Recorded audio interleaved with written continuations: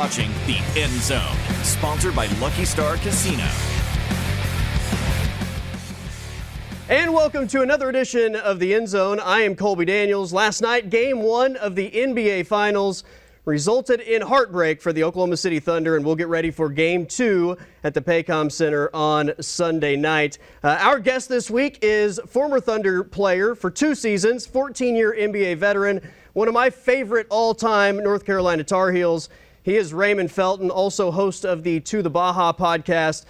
Ray, welcome to the show. Glad to have you. I know that Thunder fans are going to be excited to hear you talking Thunder basketball, one of the fan favorites in OKC. Oh man, I appreciate it, man. Thank you for having me on.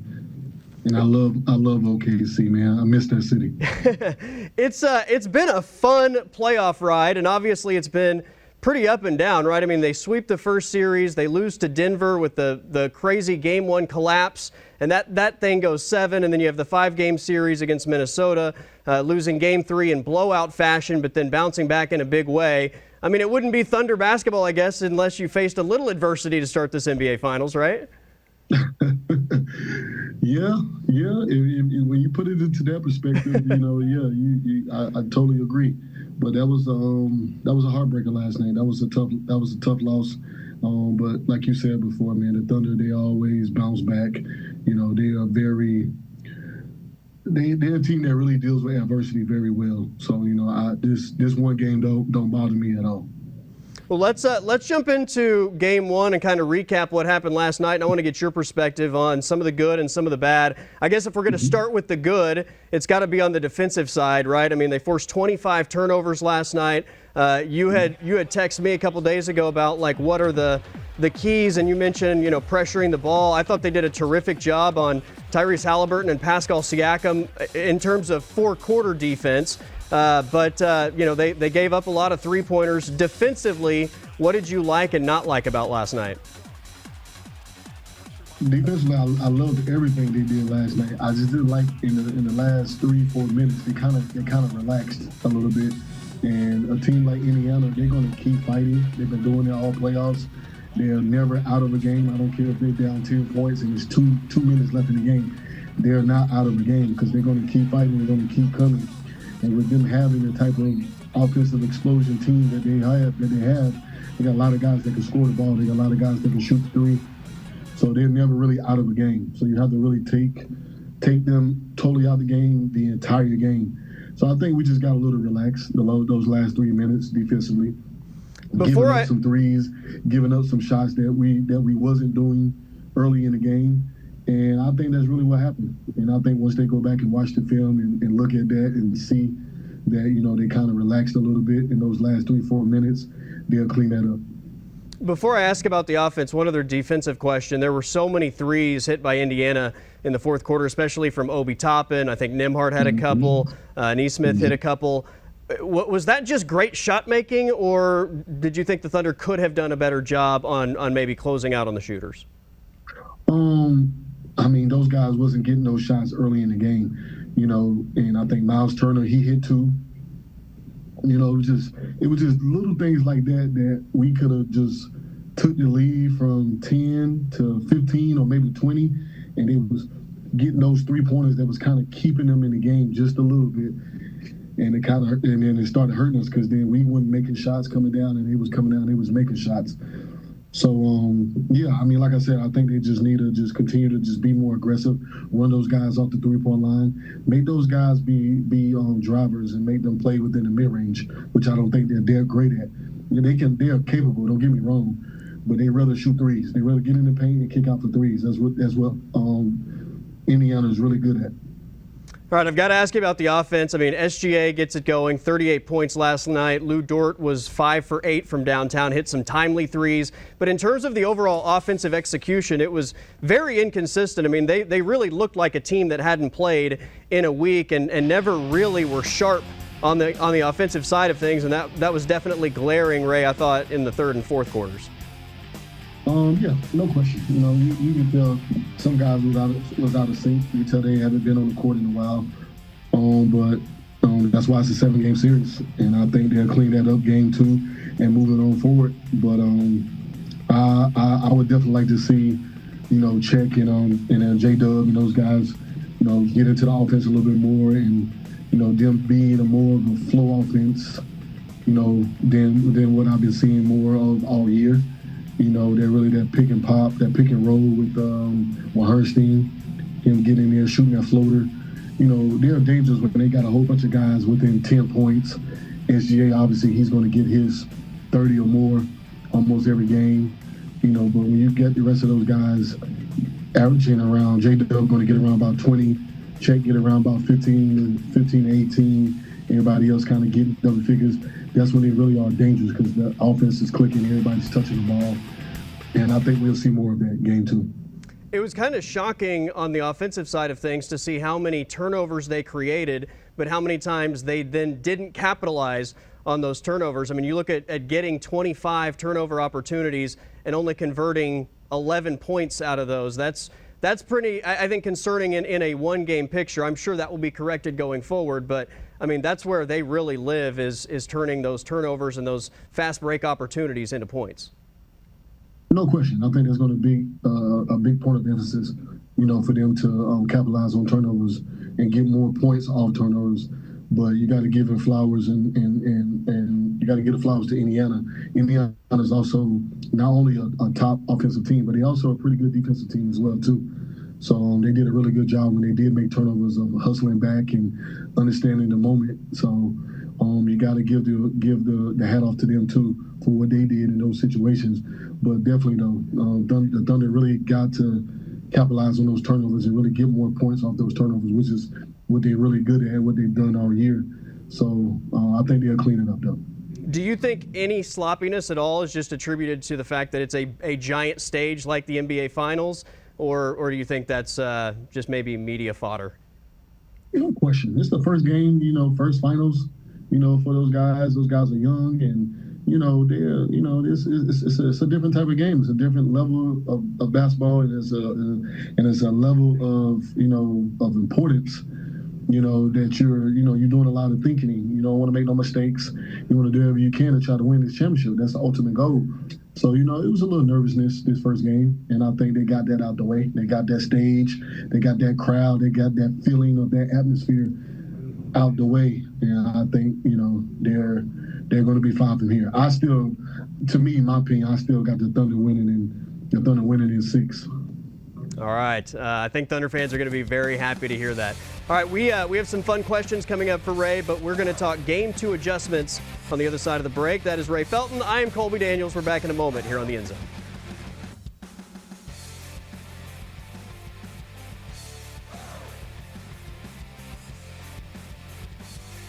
Welcome back to the End Zone. Ray Felton is our guest, 14-year NBA veteran, 2 of those spent in Oklahoma City. I am Colby Daniels. Game 1, a heartbreaker for the Thunder, 111-110. Tyrese Halliburton leaving everybody in a state of shock at the Paycom Center on Thursday night. Game 2 on Sunday. Ray, I'm curious to get your thoughts on what the Game 2 adjustments are. I know Mark Daigneault has talked all postseason about really the biggest adjustments in a series coming after Game 1 into Game 2. I was pretty surprised that they adjusted the starting lineup in Game 1 just because Daigneault has talked so much about doing what you do and making the other team sort of adjust. The Thunder made the first adjustment out of the gate, and that was taking Isaiah Hartenstein out of the starting lineup and throwing Cason Wallace in. What was your take on I guess, that Game 1 adjustment, and do you see that going forward? Coach he's a great coach, so I don't really want to say too much on his adjustment. In my opinion, I wouldn't have made an adjustment until Game 2. I would go with what I've been doing all year. I would have still started my 2 big guys, and I think Chick can guard Pascal Siakam. I think it'll be a difficult task, but it's a difficult task for anybody. But I still would have had him guard him and see what that looks like, and make them adjust to our 2 big guys crashing the board and just being that defensive presence that they both have, along with those pesky guards that we have. But like I said, the coach he's great. He's been amazing all year, and I would love to see that lineup back for Game 2. Like you said, stick with what you do, stick with what you've been doing all year, especially when those guys got healthy. and I would go with that. But as far as the game, the game two adjustments is win the game. This is a game that we got to have. Can't go down 2-0. The series need to be 1-1 going into Indiana. Get this win, clean up some of the things that we know we need to clean up defensively as far as finishing the game. Play this game all the way through because Indiana is definitely going to do that. And offensively, just continue to move the ball more, make sure everybody touches it within the Florida offense. Outside of Shea, we know Shea's going to, break some things off because he's so good and he's been doing it all year. So those guys are used to that and adjusted to that. But that's really it, man. Just go win the game. That's period. However you got to get it done, doesn't matter. Just make sure you get a W. No doubt. It's a big one. SGA was terrific in game one, 38 points. J-Dub kind of up and down performance in game one. He had moments with flash plays. And Chet Holmgren, I thought just in some ways disappeared a little bit from the game. He seemed to get a little frustrated early, and then they didn't utilize him a lot throughout the game. The one thing I will say about J-Dub and Chet, despite the youth on this team, they do have a massive maturity level, I think, in terms of understanding the NBA, understanding that one game doesn't define anything, and their ability to bounce back seems to be at a really great level for young players. Oh, no question. These guys are very, their IQ is very high.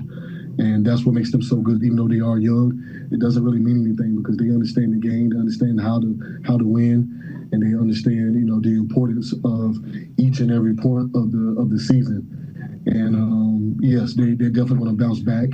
I would love to see Chet at the 4. I think he's very dominant and a problem at that 4 position. Put Herstein at the 5. And I would love to see what that looks like. So hopefully, that's the lineup that we will see. And if it doesn't start it off, I would love to see that lineup a lot on the court this game too. That is Raymond Felton. I am Colby Daniels. We will take another timeout. We are firing some fun questions at Ray on the other side of the break. It's Fast Break next here on the End Zone.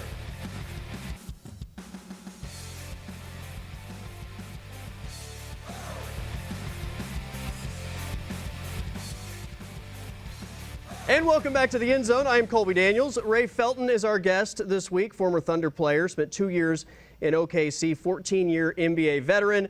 It is time for Fast Break, our basketball version of Moving the Chains. I'm going to fire questions at Ray, and much like a fast break, he's going to do what he can to convert those questions into success. All right, I got to start with a UNC question for one of my favorite all-time Tar Heels. So, Ray, give me your dream UNC versus Duke 3-on-3 matchup. If you could pick 3 Carolina guys all time to match up with 3 Duke guys all time, one of the great rivalries in all of sports, what's the dream 3-on-3 matchup? Ooh, man, that's tough right there.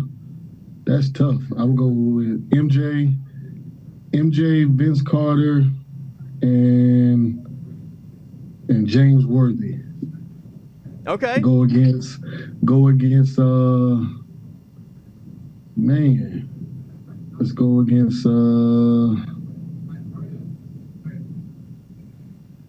let's go Kyrie, Christian Laettner, and Grant Hill. I love it.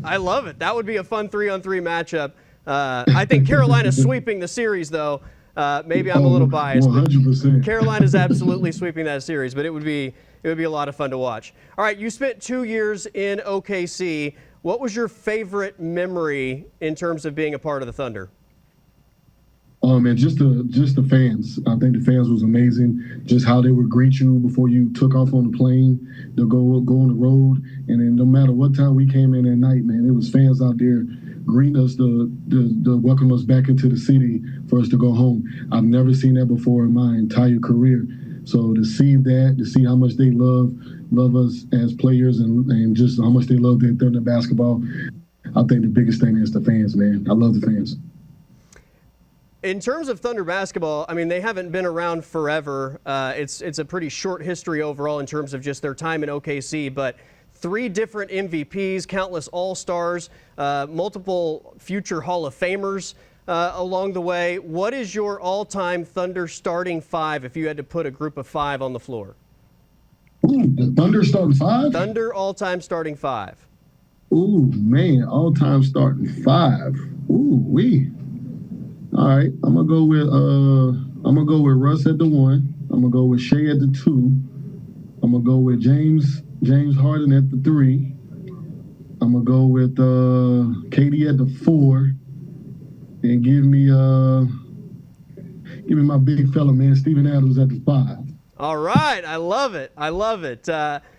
So we got SGA. We got all 3 of the MVPs. I guess 4 actual MVPs, right? Because James won an MVP in Houston. Yep. So 4 MVPs on a Thunder all-time starting 5 is. And I can't forget. I don't mean to cut you off. I can't forget my guy PG, man. So I will put PG. That's right. As the 6th man. Just don't put Melo as the 6th man because he doesn't want to come off the bench, right? That was the famous phrase at his initial media day here in OKC. All right, yes. What was the best locker room you were a part of in your NBA career, just in terms of having a good time and the group of guys getting along so well? Because that's the two, I guess that's the commonality with these teams in the NBA Finals is both groups seem to get along really well with OKC and Indiana. Honestly, bro, I think that, I've been blessed to be on some really good teams kind of everywhere I went. I really can't complain with any locker room, that I played in, man. But I think some of the best times I've had are just, overall, I think the New York team I was with, when I had veteran guys like Jason Kidd, Marcus Camby, Kurt Thomas, guys like that in the locker room, along with, a young group like myself, Tyson Chandler, Melo, J.R. Smith, Iman Shumpert. Then you come down to the OKC, me and Melo, we back together. Then you got PG, you got Russ, you got Jeremy Grant, Steven Adams. I think Nerlens Noel was on that team that year. Patrick Patterson.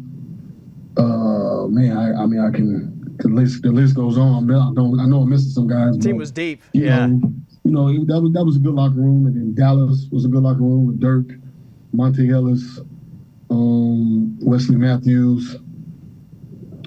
JJ Barrera.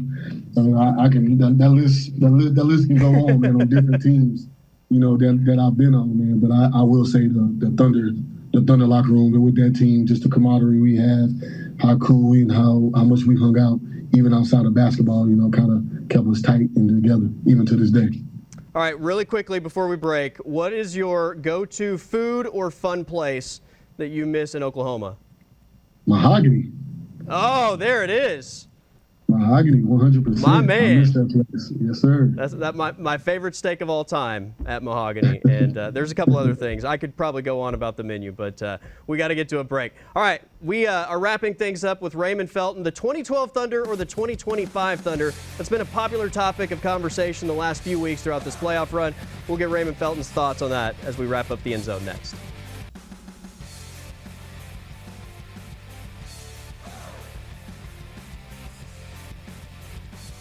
All right, we are wrapping up this edition of the End Zone, and we are officially putting Game 1 of the NBA Finals in the rearview mirror, and it is all eyes forward on Game 2 Sunday at the Paycom Center as the Thunder look to even the NBA Finals with the Indiana Pacers. Raymond Felton is our guest. So, Ray, throughout the Thunder playoff run here in Oklahoma, there's been a popular debate. This is the first Finals appearance for the Thunder since the 2012 team that had James Harden, Russell Westbrook, Kevin Durant. So this has been debated for weeks. I want to get your take as a former member of the Thunder. Who are you taking in a 7-game series, 2012 Thunder or 2025 Thunder? 7-game series. Listen, man. I can't go against Russ. I can't go against KD. I can't go against James Harden. It's kind of hard to go against those 3 dynamic guys who've all been MVPs, who've all done such amazing things in this league, who are all going to be Hall of Famers. It's kind of hard to go against just those 3 guys alone, on top of, the type of team that they had around them as well. But then you can't go against, this Thunder team who's so young, who's so athletic, who's so just put together and just with each other through it all. So I think it would be a great series. But I still got to get an upper hand to those older guys, my era, with Russ, with James, with KD, You know, when you look at just those three guys alone, you know, they each and every one of those guys can go win games by themselves. And when you look at the Thunder team, you know, some of those guys got that capability 100%. I think J-Dub has that capability. I think Check has that capability. But I think it's only one guy at this moment no doubt, that can just go win you a game by himself right now, and that's SGA. And I think that 2012 team got three guys that can go do it.